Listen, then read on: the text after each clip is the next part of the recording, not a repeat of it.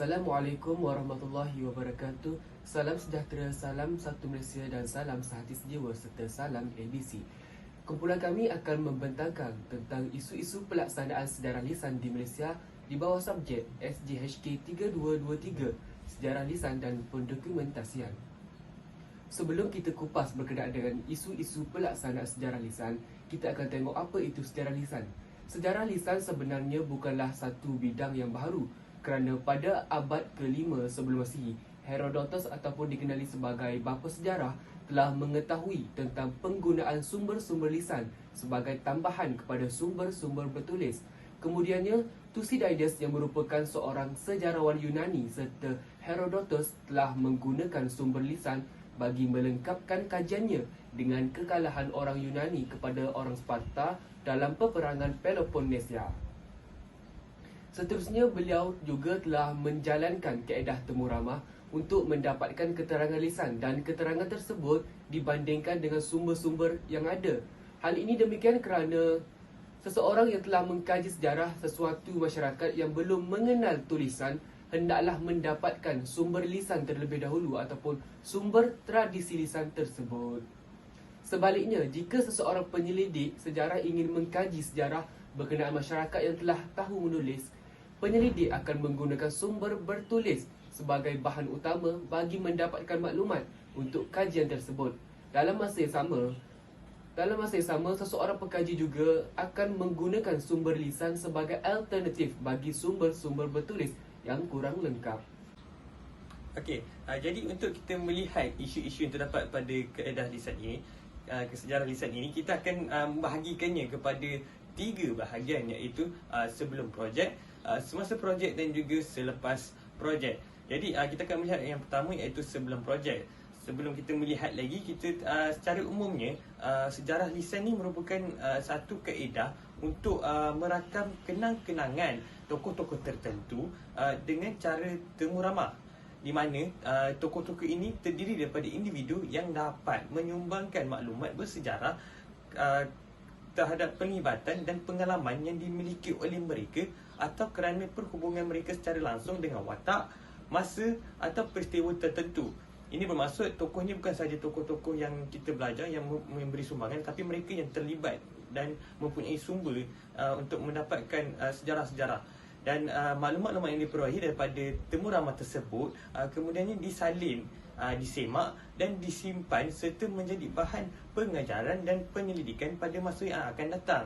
Dengan cara ini, sejarah lisan dapat memberikan sumbangan penting kepada perbendaharaan sumber sejarah. Okey, jadi isu yang pertama adalah pemilihan orang sumber, di mana kita mengetahui orang sumber ni terbahagi kepada 3, iaitu keterangan proto, keterangan saksi mata dan keterangan kata dengar. Keterangan proto merupakan orang pelaku sendiri, mereka yang terlibat secara langsung. Keterangan saksi mata, mereka yang berada di tempat kejadian dan mereka melihat apa yang berlaku. Dan juga keterangan kata dengar. Keterangan kata dengar ni mereka yang tidak berada di tempat kejadian tetapi mereka mendengar cerita daripada keterangan proto ataupun saksi mata. Jadi pemilihan orang sumber ni amat penting kerana ini ingin memastikan sumber dan fakta yang diberikan oleh mereka adalah benar dan tepat. Jadi penyelidikan ke atas latar belakang saksi ataupun keterangan perlu dilakukan bagi memastikan orang sumber mempunyai pengetahuan mendalam tentang sejarah atau pengalaman yang berkaitan dengan apa yang hendak dikaji. Okey, sebagai contoh, kita perlu mengkaji latar belakang, motif, pendidikan, umur dan juga hubungan dengan komuniti serta institusi. Jadi untuk mencari orang sumber, kerjasama dan sokongan pihak terlibat amat penting bagi mengenal pasti orang sumber yang berkaitan.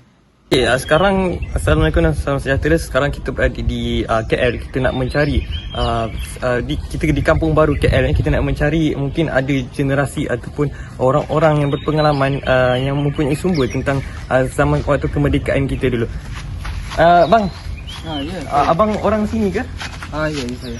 Abang ada tak kenal tentang sebab kita tahu sekarang kita kat Kuala Lumpur, bandar Kampung Baru kan.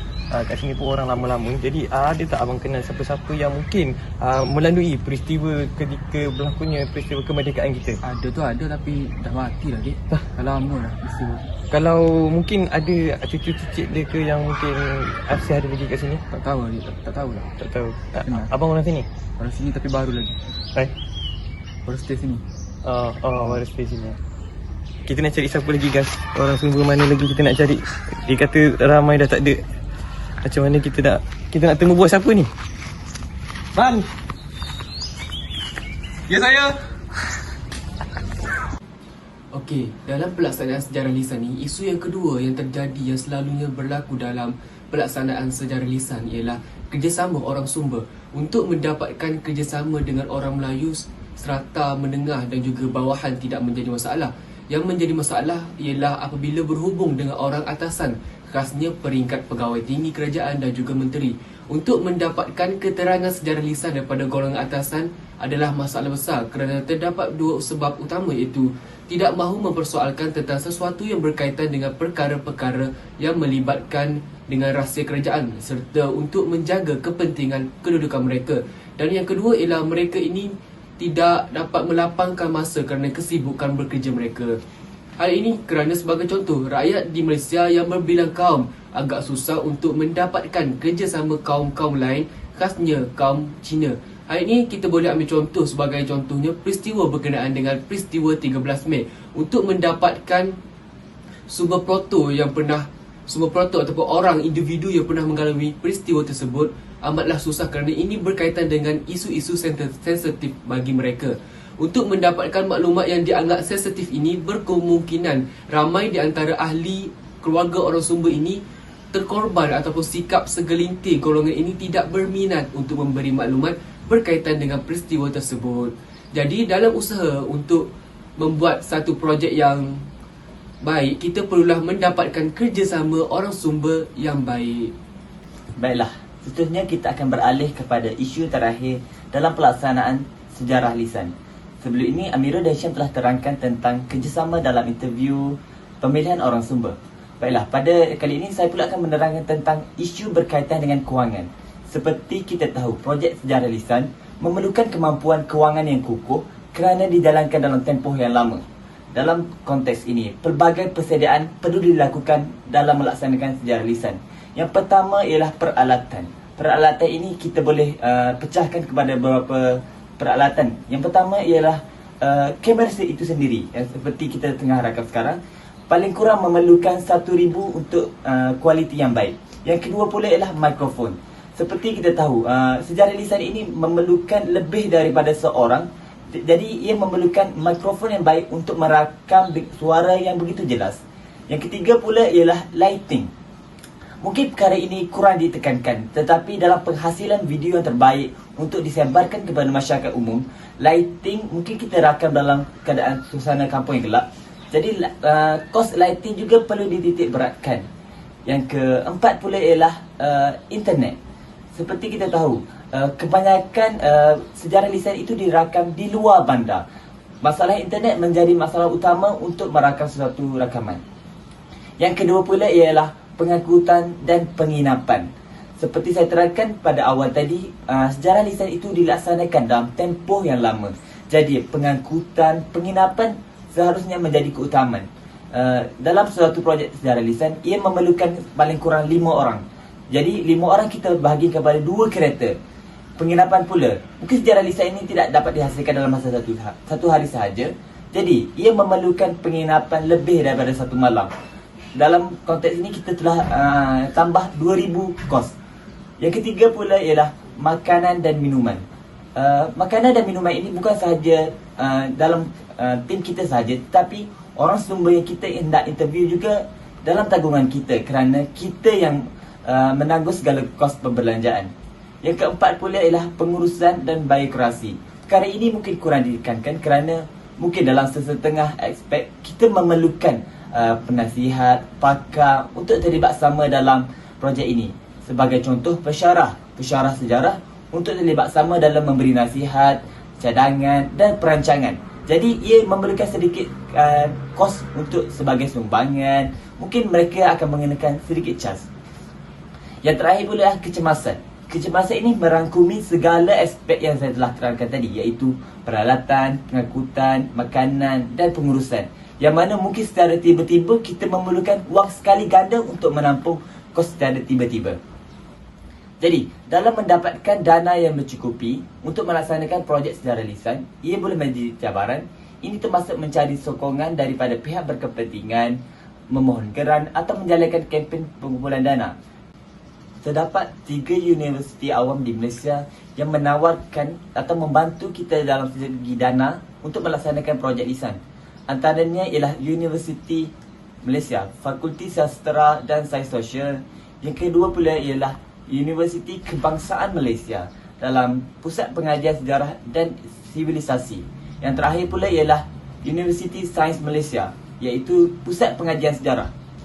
Antara projek-projek yang telah dilaksanakan melalui Universiti Awam ini ialah Dr. Muhammad Said and Negeri Sembilan UMNO Leadership.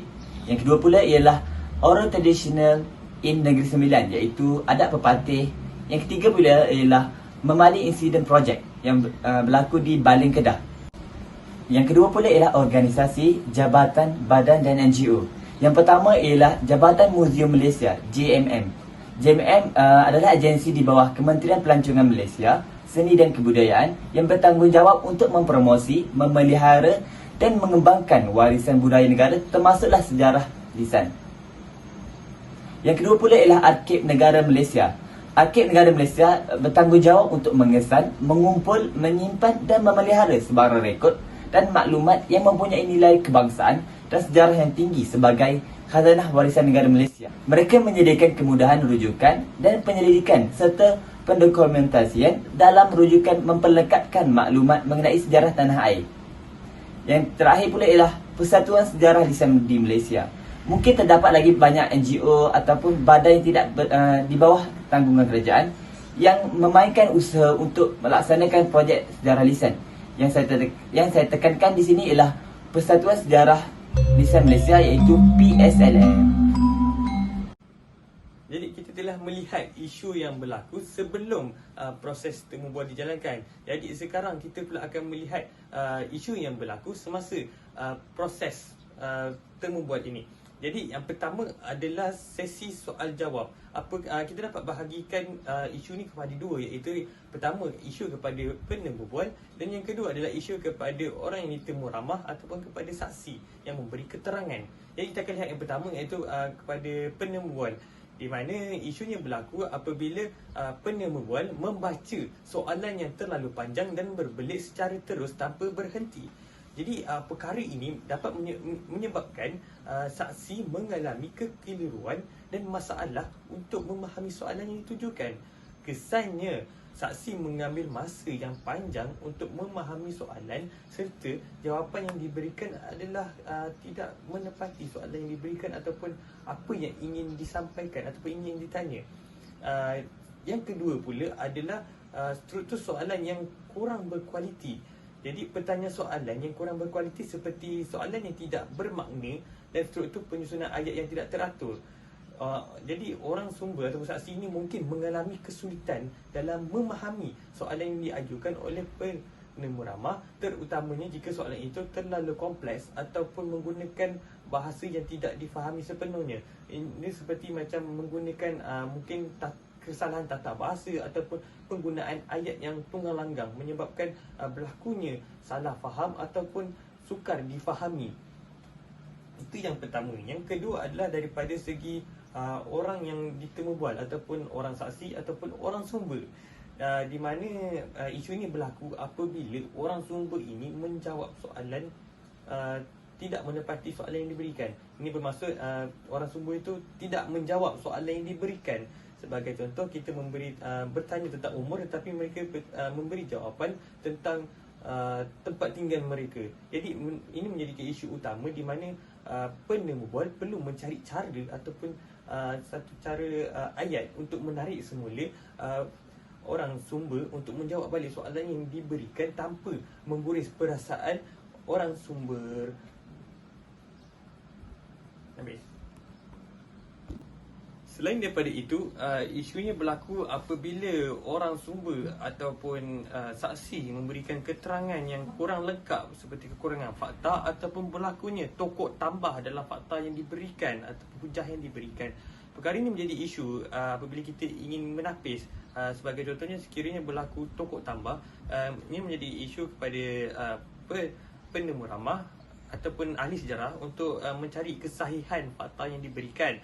Dan sekiranya kekurangan fakta, ini menjadi satu sedikit isu kepada penemu ramah untuk mencari jalan untuk bertanyakan tentang hujah-hujah yang kurang diberikan.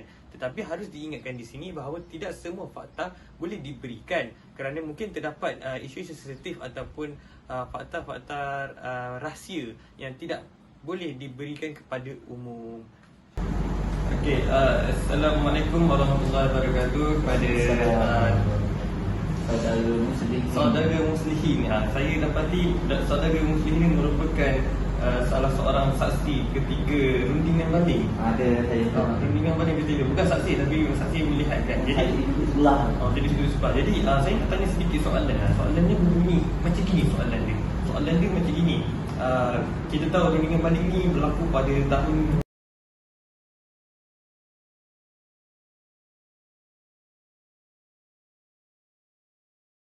ceritakan lagi sedikit tentang apa yang saya tanya tadi. Cakap apa tadi, saya ingat nama dia tadi. Panjang tu soalan. Saya ni tua dah. Tak soalan ingat. saya panjang. Awak tanya nama dia tadi. Saya ingat tadi. Seterusnya dalam proses sesi temu bual, terdapat juga beberapa isu. Antaranya ialah, yang kedua ialah isu berkenaan dengan pergerakan orang sumber semasa sesi temu bual. Pergerakan orang sumber ini adalah bertujuan ataupun disebabkan oleh mereka bergerak untuk mencari gambar, fail dan juga barang peribadi seperti keris, barang yang digunakan semasa zaman peristiwa 13 Mei dan juga pakaian. Sama ada mereka itu ialah saksi mata, so mereka ada pakaian mereka sendiri yang terlibat semasa peristiwa tersebut. Hal ini dikatakan akan mengganggu sesi temu bual dan menjejaskan hasil temu bual. Hal ini kerana orang sumber perlu bergerak bangun dari tempat sesi temu bual untuk mencari dan mengambil bahan tersebut. So apabila kita berada dalam sesi temu bual, kita akan duduk, kita akan berbincang dalam keadaan informal. Apabila mereka ini bangun dari tempat perbincangan tersebut, akan nampak satu kepincangan dalam sesi temu bual tersebut. Jadi cara yang terbaik untuk mengatasi pergerakan orang sumber semasa sesi temu bual ini ialah penemu ramah ataupun kita sebagai interviewer perlulah mengambil alih perhatian orang sumber untuk berkongsi bahan pada akhir sesi temu bual tersebut. Hal ini dilihat lebih baik dan lebih sopan dan lebih formal adalah untuk menggalakkan mereka berkongsi bahan-bahan tersebut pada akhir sesi temu bual. Okey Cik, soalan seterusnya, ada tak barang-barang atau fail-fail lama yang patut simpan ke apa yang boleh kita gunakan sebagai sumber untuk pemeriksaan saya? Aku tak ada. Kejap Yang boleh kita tengok yang ni ke? Yang ni ke? Bukan ni. Bukan. Bukanlah. Pakcik rasa ada yang lain ni. Pakcik cari kejap Ha? Pakcik cari kejap. Ada kejap, ada ke? Ada kot pakcik rasa. Tak ada sini. Tapi pakcik rasa ada. Ada. Tak ada kat sini. Bukan ni? Bukannya tu. Pakcik cari kejap nak. Tunggu kejap nak. Pakcik cari. Mana ni? Pakcik nak cari dokumen yang tu pun nak tu lah. Kita selesai lagi ni. Ada soalan lagi ni. Oh ya ke? Tak apalah pakcik cari kejap. Benda tu penting tu. Pakcik cari kejap Tunggu Kejap pakcik cari.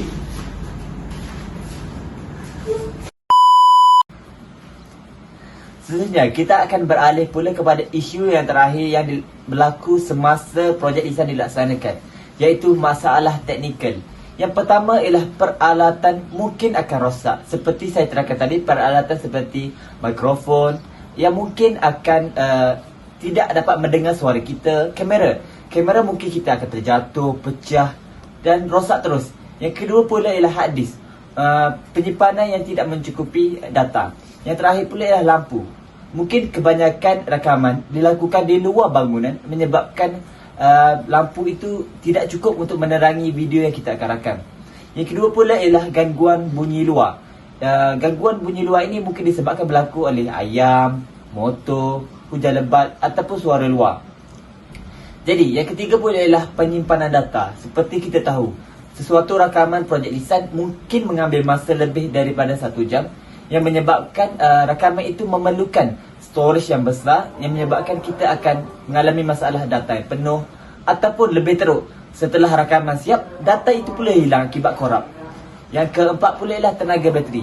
Rakaman yang lama juga bukan sahaja memerlukan storage yang besar, tetapi tenaga elektrik yang besar juga. Akibat rakaman terlalu lama, rakaman mungkin terpaksa ditamatkan lebih awal. Rakaman mungkin tinggal lagi 1 jam, tetapi bateri kita tinggal hanya 10%. Jadi nak tak nak, video terpaksa ditamatkan. Yang kelima pula ialah gangguan sambungan internet. Mungkin perkara ini kurang ditekankan kerana kebanyakan rakaman dilakukan di bandar yang mempunyai capaian internet yang bagus. Mungkin ada ketika rakaman perlu dilakukan di kampung, mungkin di dalam hutan lah, kalau kita perlu berjumpa dengan orang asli. Masalah gangguan sambungan internet menjadi halangan untuk melaksanakan mencapai wawancara atas talian, gangguan audio yang mungkin menyebabkan video tergendala. Yang terakhir pula ialah kualiti rakaman tidak memuaskan, sama ada audio ataupun video. Mungkin apa yang saya senaraikan tadi akan menjejaskan rakaman yang menyebabkan rakaman tidak memuaskan, video blur, video lag dan video tidak memuaskan. Baiklah, setelah kita melihat isu teknikal yang dialami, jadi terdapat 5 cara untuk mengatasi masalah tersebut. Yang pertama ialah berkaitan dengan sumber tenaga. Jadi penyelesaiannya ialah power bank. Jadi mungkin kita boleh membawa lebih daripada satu power bank dengan kapasiti 20,000 mAh. Yang kedua pun ialah masalah capaian internet. Dunia sudah moden. Jadi penyelesaiannya ialah dengan menggunakan Starlink. Mungkin ia sedikit menggunakan kos, tapi ia secara jelas menyelesaikan masalah capaian internet, tidak kira anda berada di mana, di dalam hutan, di dalam apa lagi, dalam laut, di tengah laut dan sebagainya. Yang ketiga ialah masalah berkaitan tentang storage. Jadi bagi menyelesaikan masalah ini, kita boleh menyimpan data ataupun storage dalam cloud, iaitu dalam secara atas talian. Antara platform yang menyediakan penyimpanan secara cloud ialah Google Drive, Apple Cloud dan sebagainya. Yang keempat pula adalah masalah berkaitan dengan suara, gangguan dari luar yang saya terangkan tadi, seperti bunyi ayam, bunyi motor, bunyi hujan lebat dan sebagainya. Jadi bagi menyelesaikan masalah ini, kita boleh menggunakan atau membelanjakan sedikit dana untuk membeli mikrofon yang berkualiti untuk kita mendapatkan suara interview dan orang saksi itu sahaja. Yang terakhir pula ialah kualiti rakaman. Jadi mungkin rakaman dengan menggunakan telefon saja tidak mencukupi. Jadi bagi menyelesaikan masalah ini, kita boleh menggunakan kamera DSLR bagi menjalankan rakaman video projek lisan. Assalamualaikum dan salam sejahtera. Bertemu lagi dalam rancangan wawancara dalam menebual tokoh-tokoh kabar sejarah Malaysia. Bersama kita tokoh yang menentang penjajah komunis, yang mana beliau telah berkampung dalam kampung selama 5 hari dalam menentang komunis. Pakcik, bagaimanakah pengalaman Pakcik menentang komunis? Pakcik dulu askar.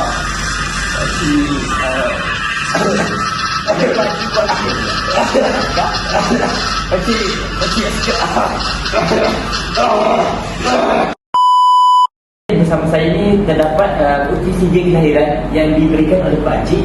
Jadi kalau kita boleh tunjuk kepada audiens kita buktinya, kalau kita boleh zoom sedikit kamera, nampak tak kamera? Mungkin kalau boleh dengan lebih jelas, kita guna kamera yang sangat high quality untuk menunjukkan betapa kesahihan sijil kelahiran Pak Cik ini. Kalau kita boleh sama-sama kita kongsikan, nampak tak? Tak nampak lah. Tak nampak? Terang sangat. Kamera mahal kot. Tak nampak? Saya kira boleh kena tu yang tu. Pembumi kan? Jadi kita telah melihat isu sebelum dan juga semasa. Sekarang kita akan melihat pula selepas projek ini dijalankan. Apakah isu yang akan dihadapi oleh penginterview. Jadi yang pertama adalah isu daripada segi masa semasa membuat proses pendokumentasian.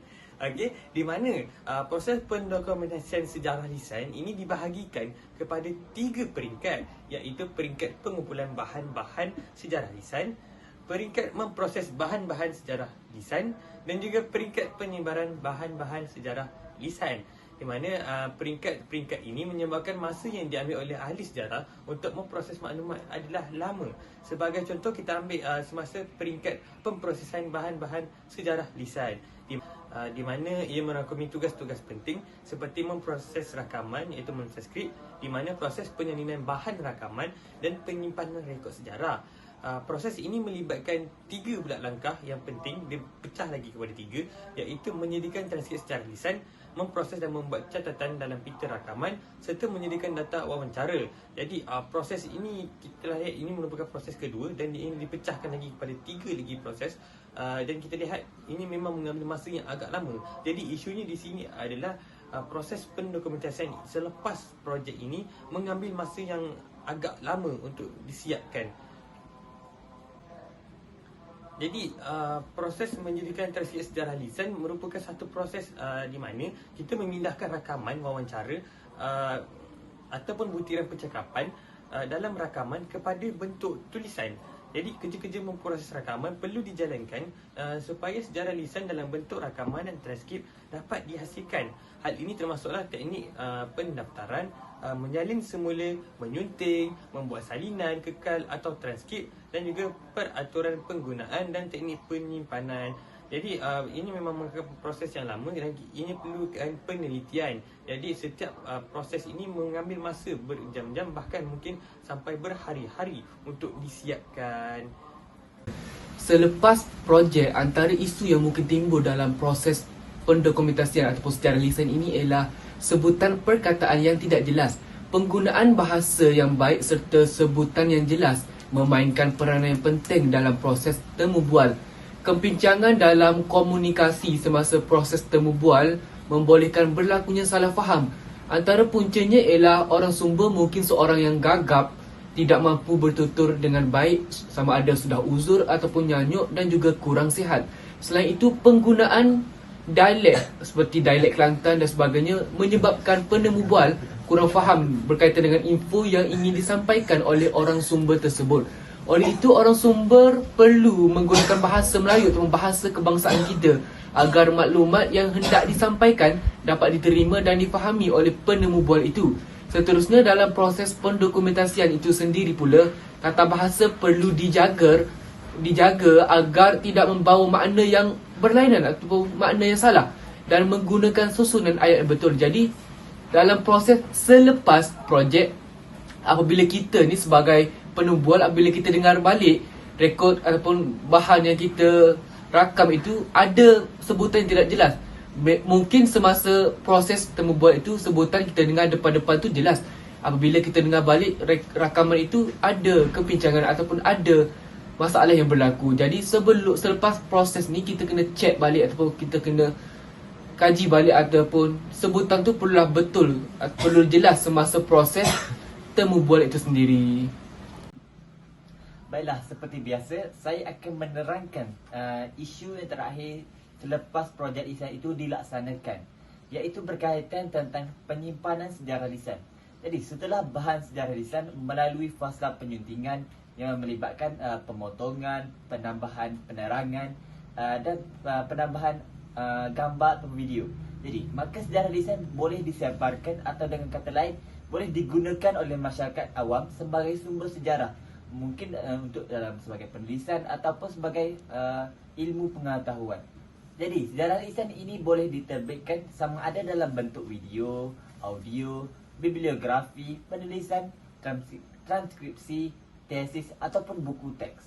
Jadi, sumber sejarah seharusnya tepat dan boleh diakses dengan mudah oleh masyarakat dan disesuaikan dengan masa kini supaya dapat menarik minat golongan muda khususnya untuk mendalami dengan lebih mendalam berkaitan dengan sejarah lisan.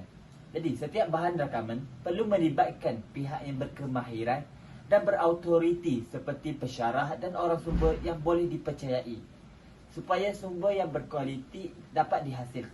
Jadi, berkaitan tentang penyebaran ataupun kemudahan untuk orang awam mendapatkan bahan berkaitan projek lisan ialah melalui yang pertama ialah podcast. Podcast merupakan platform yang menjadi pilihan masyarakat muda pada masa kini untuk mendapatkan maklumat. Podcast ini bukan sahaja untuk mendapatkan perkara yang tidak berfaedah. Tapi kita sebagai golongan yang berpendidikan dalam bidang projek desain ini seharusnya membawa projek desain ini ke arah podcast supaya kandungan ataupun platform ini dapat ditonton oleh golongan muda. Yang kedua pula adalah e-book. Golongan seperti yang berkejaya, yang mempunyai kerja yang padat, memilih e-book sebagai sumber utama mereka mendapatkan maklumat. Jadi projek desain ini boleh dimuatkan dalam e-book yang mana kita tidak perlu memegang buku secara fizikal tetapi melalui handphone sahaja. Jadi yang ketiga pula ialah video media sosial. Saya rasa platform ini menjadi tumpuan bukan sahaja golongan muda tetapi pada masa kini seluruh masyarakat melihat kandungan melalui media sosial. Jadi saya rasa tidak salah sekiranya projek desain ini dimuatkan dalam video pendek dalam media sosial seperti TikTok, Facebook dan Instagram. Baiklah, bagi mengakhiri perbincangan kami berkenaan tentang isu-isu masalah projek desain di Malaysia, saya ingin membuat satu rumusan yang secara holistik berkenaan tentang isu-isu pelaksanaan sejarah lisan yang melibatkan cabaran dan pendekatan dalam merakam, mengekalkan dan mentransmisikan sejarah secara lisan berkaitan tentang sejarah yang mungkin bukan dalam bentuk perkataan tetapi dalam bentuk audio yang mana mempunyai cabaran dalam mengekalkan keaslian cerita yang mana apa yang berlaku disampaikan 100% betul tanpa melibatkan tokoh tambah ataupun mungkin pengurangan dalam penceritaan dan mencari sumber yang sahih yang melibatkan 3 jenis orang sumber yang mana kita memberi penekanan kepada sumber yang pertama iaitu sumber orang proto. Jadi, penekanan perlu diberikan kepada penggunaan teknologi dalam merekod dan menyebarkan sejarah lisan untuk memastikan kelestarian dan akses kepada generasi akan datang.